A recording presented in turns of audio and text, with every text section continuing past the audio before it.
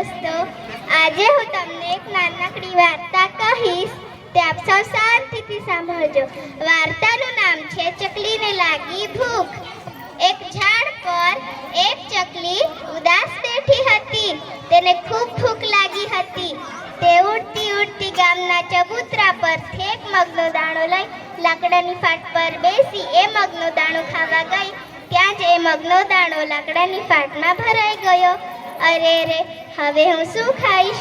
હવે મને કોઈને બોલાવીને લાકડાની ફાટમાંથી મગનો દાણો કઢાવવો પડશે. ચકલીબેન તો ગયા સુથારભાઈ પાસે અને કહે, સુથારભાઈ, ઓ સુથારભાઈ, મારી વાત સાંભળો. લાકડું ચીરો, લાકડામાં મારો મગનો દાણો. શું ખાઉં? સુથારભાઈ કહે, હું મારું કામ છોડીને લાકડાની ફાટમાંથી મગનો દાણો કાઢવા નહીં આવું. તું અહીંથી ચાલી જા. ચકલી બહેન કહે, તમે લાકડાની ફાટમાંથી મગનો દાણો કાઢવા નહીં આવો તો હું તમારી ફરિયાદ રાજાને કરીશ. ચકલી બેન તો ગયા રાજા પાસે અને કહે, રાજાજી, ઓ રાજાજી, મારી વાત સાંભળો. સુથારને દંડ આપો. સુથારનો લાકડું ચીરે, લાકડામાં મારો મગનો દાણો. શું ખાઉં?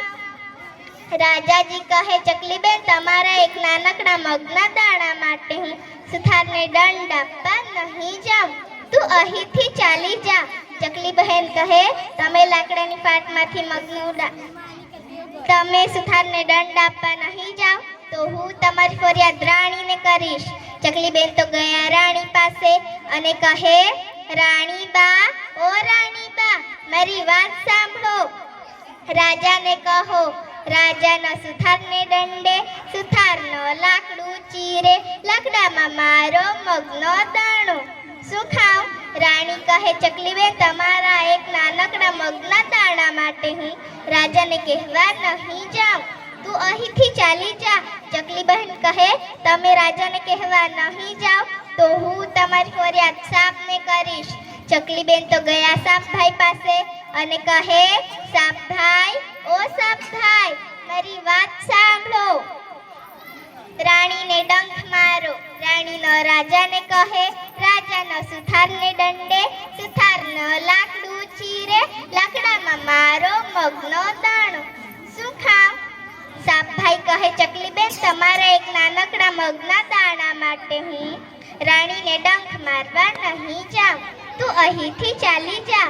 ચકલી બહેન કહે, તમે રાણીને ડંખ મારવા નહીં જાઓ તો હું તમારી ફરિયાદ લાકડીને કરીશ.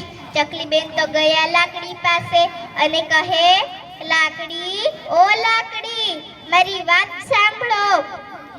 સાપને મારો. સાપનો રાણીને ડંખે, રાણીનો રાજાને કહે, રાજાનો સુથારને દંડે, સુથારનો લાકડું ચીરે, લાકડામાં મારો મગનો દાણો.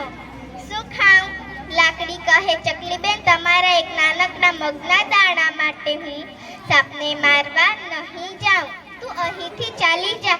ચકલી બહેન કહે, તમે સાપને મારવા નહીં જાઓ તો હું તમારી ફરિયાદ અગ્નિને કરીશ. ચકલી બેન તો ગયા અગ્નિદેવ પાસે અને કહે, અગ્નિ દેવતા, ઓ અગ્નિ દેવતા, મારી વાત સાંભળો. લાકડીને બાળો. લાકડીનો સાપને મારે. સાપનો રાણીને ડંખે.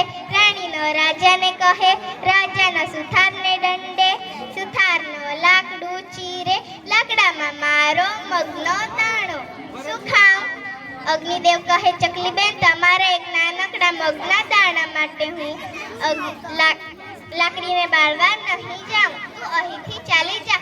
ચકલી બહેન કહે, તમે લાકડીને બાળવા નહીં જાઓ તો હું તમારી ફરિયાદ જળ દેવતાને કરીશ. ચકલી બેન તો ગયા જળ દેવતા પાસે અને કહે, જળ દેવતા, ઓ જળ દેવતા, મારી વાત સાંભળો. અગ્નિને ઠારો. અગ્નિનો લાકડીને બાળે. લાકડીનો સાપને મારે. સાપનો રાણીને ડંખે. રાણીનો રાજાને કહે, રાજાનો સુથારને દંડે, સુથારનો લાકડું ચીરે, લાકડામાં મારો મગનો દાણો. શું ખાઉં?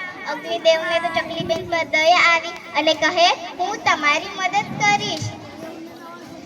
જળ દેવતા તો ગયા અગ્નિદેવ પાસે અને કહે, અગ્નિદેવ, ઓ અગ્નિદેવ, લાકડીને બાળો, નહીં તો હું તમને ઠારી દઈશ.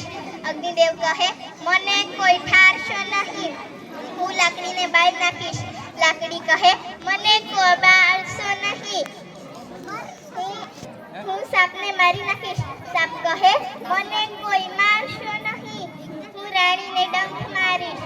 રાણી કહે, મને કોઈ ડંખ મારશો નહીં, હું રાજાને કહીશ. રાજા કહે, મને કોઈ કહેશો નહીં, હું સુથારને દંડ આપીશ. સુથાર કહે, મને કોઈ દંડ આપશો નહીં, હું લાકડું ચીરી ચકલીબેનને મગનો દાણો કાઢી આપીશ. સુથારભાઈએ લાકડું ચીરી ચકલીબેનને મગનો દાણો કાઢી આપ્યો. જોયું દોસ્તો, આ વાર્તા પરથી બોધ મળે છે કે પ્રયત્ન કરનારની ક્યારેય હાર થતી નથી. નમસ્તે.